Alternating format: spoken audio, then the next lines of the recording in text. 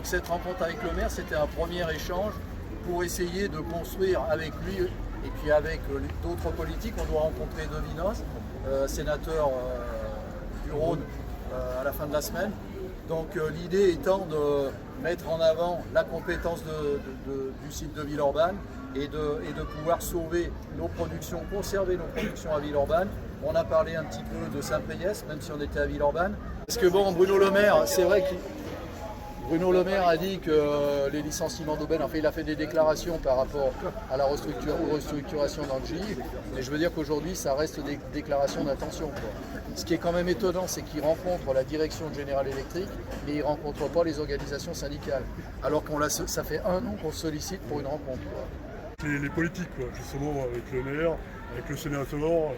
Alors ce serait bien qu'on arrive à avoir ce rendez-vous avec Bruno Le Maire, qui vient urgent. D'autant qu'il y a aussi à creuser sur la R&D. General Electric, Grid Solutions reçoit des subventions, CICE, sur les projets justement de transformation pour la transition énergétique. Et il faut que le gouvernement appuie sur ce côté, que la R&D doit rester à Villeurbanne, ainsi que l'industrie, pour qu'il y ait sens industriel entre la production, le service et la recherche. General Electric Grid aujourd'hui est une des plus grosses entreprises de Villeurbanne.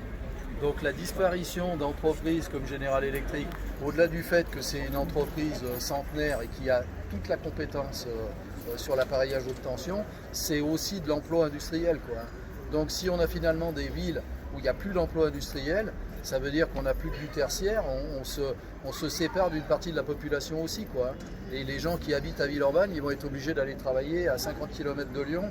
Enfin, ça ne va pas dans le bon sens on parle de transition écologique, c'est tout, c'est une aberration.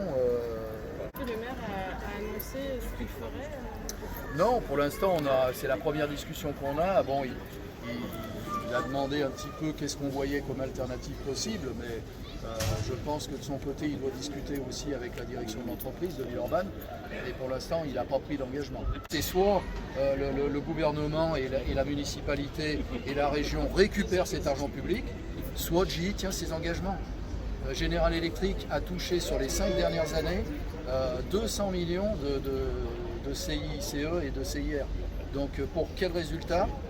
De la recherche qui est réduite et des suppressions d'emplois. Donc voilà ce qu'on attend de l'État. Qui tape le poing sur la table. Et la direction nous a annoncé que l'activité à IPAC, donc les disjoncteurs compacts qui sont à Cassel, vont justement rester à Cassel, alors qu'ils étaient prévus d'être transférés, d'être arrêtés d'ailleurs. Donc ça veut dire que la direction est capable de revoir son plan. Mais elle ne le fera que s'il y a une pression derrière, ça c'est clair. Merci à tout le monde d'être venu. Moi je ne m'attendais pas à ce qu'il y ait autant de monde, donc c'est Merci à tous. bien. Je pense qu'il faut rester mobilisé sur le CA.